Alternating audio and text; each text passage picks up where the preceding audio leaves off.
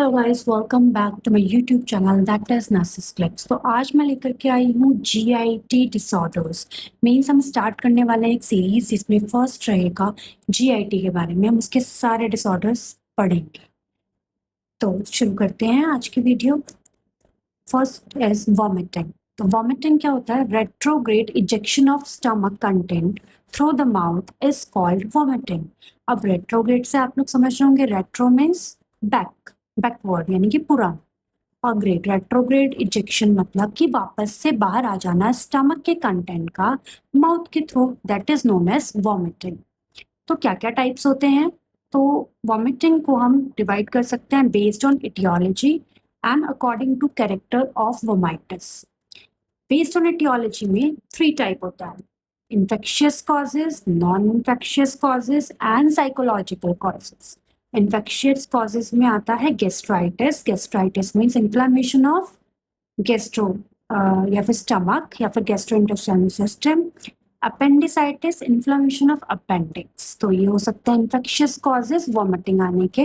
Next है non-infectious causes, जिसमें आता है GERD means gastroesophageal reflux disease. Increased ICP. ICP means intracranial pressure. Hypertrophic pyloric stenosis, जिसमें कि पाइलोरिक स्फिंक्टर का नैरोइंग हो जाती है. Intestinal obstruction.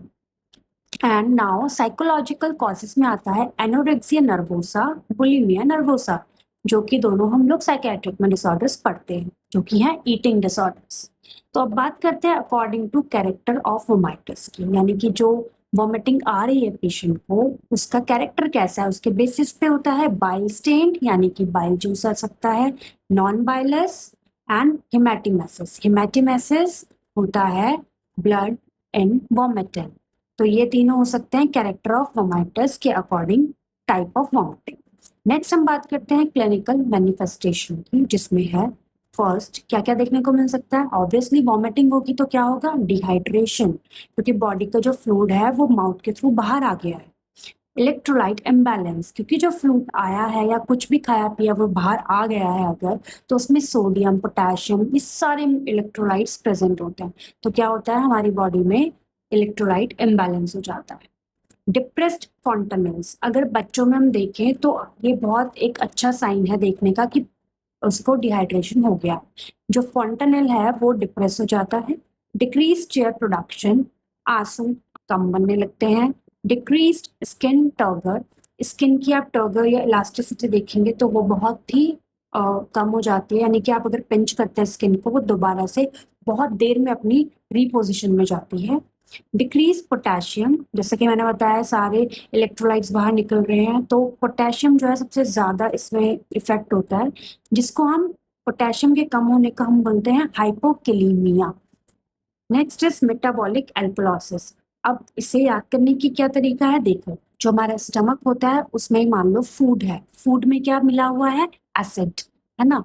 और अगर हमारा वॉमिटिंग हो गई है और सारा कंटेंट बाहर आ गया है, तो यानी कि पेट से एसिड बाहर आ गया. एसिड बाहर आ गया तो पेट के अंदर क्या बढ़ जाएगा?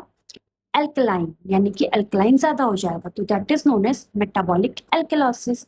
और सेम ऐसी अगर हम किसी को डायरिया हो जाता है तो उसको होती है मेटाबॉलिक एसिडोसिस, क्योंकि सारा जो भी खाना पीना वो नीचे से बाहर आ गया है. तो फिर उसके बाद क्या होगा? पेट का सारा बाइकार्ब्स निकल जाते हैं और उसकी वजह से क्या होता है? Metabolic acidosis. लेकिन हम वॉमिटिंग में पढ़ते हैं मेटाबॉलिक एल्केलोसिस. अब नेक्स्ट बात करते हैं ड्राई म्यूकस मेम्ब्रेन की. ड्राई म्यूकस मेम्ब्रेन जो अगर हम उसकी जीभ को चेक करेंगे, जैसा देखा है आपने कि डॉक्टर्स क्या करते हैं, पहले टंग टेस्ट करते हैं कि जीभ बाहर निकालो, उसमें वो क्या देखते हैं? ड्राइनेस. तो अगर ड्राइनेस प्रेजेंट है तो यानी कि उसे क्या हो गया है? डिहाइड्रेशन, जो कि एक साइन है वॉमिटिंग होने का. लेथार्जी, ऑब्वियसली अब सारा सब कुछ फ्लूइड वगैरह जो भी खाया उस पिया वो सब बाहर आ गया तो क्या होगा? लेथार्जी. लेथार्जी में बहुत थकान महसूस होगी. Next is hypotension. और अगर बहुत ज्यादा ये वॉमिटिंग हो गई है, परसिस्टेंट वॉमिटिंग है, तो वो क्या कॉज कर सकती है? Hypotension. Hypotension means decreased BP, यानी कि ब्लड प्रेशर कम हो जाता है. Next is management. सबसे पहले हम देखेंगे कि अगर पेशेंट को वॉमिटिंग हो रही है तो कहीं उसे एस्पिरेट तो नहीं हो गया. एस्पिरेट का मतलब क्या होता है? एस्पिरेट का मतलब होता है अगर आपने कोई चीज अगर आपको वॉमिटिंग आई और वो दोबारा से अंदर चली गई तो इसको हम एस्पिरेट करना बोल सकते हैं। Next is provide sideline position during vomiting episode, यानी कि अगर किसी को वॉमिटिंग का एपिसोड आया है तो हम इसको साइडलाइन पोजीशन देते हैं ताकि वो उसे एस्पिरेशन से बचाया जा सके। Next is correct dehydration and electrolyte imbalance. Dehydration को हम करेक्ट करेंगे, वो हम डिफरेंट सेटिंग में डिफरेंट तरीके से कर सकते हैं। इन केस माइनर है तो ORS दे सकते हैं, और बहुत अगर ज़्यादा डिहाइड्रेशन है तो डॉक्टर प्रिस्क्राइब करते हैं IV फ्लूइड के लिए। और इलेक्ट्रोलाइट इम्बैलेंस के लिए भी ORS दे सकते हैं, और अगर नीड है तो फिर IV फ्लूइड की भी जरूरत पड़ सकती है और उनसे दे सकते हैं। नेक्स्ट बात करते हैं मेडिकल मैनेजमेंट। मेडिकल मैनेजमेंट होता है anti emetic drug. Anti emetic, emetic means emesis, emesis means vomiting, यानी कि जो वॉमिटिंग को रोकती है वो वाली ड्रग्स। तो इसको हमने डिवाइड किया है prokinetics, serotonin antagonist, anti muscarinic, anti histamine, neurokinin antagonist. Okay, तो फर्स्ट इज प्रोकाइनेटिक्स। मेटोक्लोप्रोमाइड, ये आपने सुना होगा पेरिनॉम के नाम से। तो पेरिनॉम है मेटाक्लोप्रोमाइड, जो कि एक प्रोकाइनेटिक है। डोमपेरिडोन, प्रोक्लोरपेराजिन एंड लेवोसल्फाइड, ये सारे क्या है, प्रोकाइनेटिक है। नेक्स्ट है सीरोटोनिन एंटागोनिस्ट, यानी कि सेरोटोनिन को सप्रेस करती है।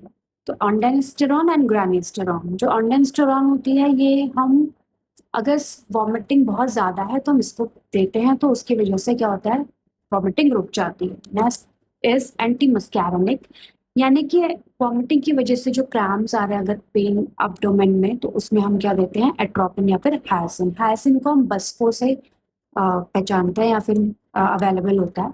एंटी हिस्टामिन में हाइड्रोक्सीजन या मैक्लिजन देते हैं। न्यूरोकाइनिन एंटागोनिस्ट में अप्रेपिटेंट देते हैं। तो प्रोकाइनेटिक्स जो देते हैं, अब आपने देखा होगा पेंटॉप DSR, तो पेंटॉप उसमें क्या होती है, तो और DSR में डोमपेरिडोन ही होता है। तो पेंटॉप क्या करेगी, एसिड को कम करती है, और डोमपेरिडोन वॉमिटिंग वाली जो चीज़ है उसको कम कर देती है। तो अब एक क्वेश्चन आता है कि हमारा वॉमिटिंग सेंटर कहाँ है। तो ये क्वेश्चन का आंसर अगर आप तक ये वीडियो पहुंचती है तो कमेंट में मेरे को बताना कि वॉमिटिंग का सेंटर हमारे ब्रेन में कहाँ है। तो इसी के साथ मिलते हैं नेक्स्ट वीडियो में, और नया कोई डिसऑर्डर GIT का, जो कि मैं आपको ऐसे ही नोट्स में बताऊंगी। तो तब तक के लिए bye bye, take care, see you soon. और हाँ, वीडियो को लाइक एंड सब्सक्राइब करना मत भूलिएगा। Bye bye.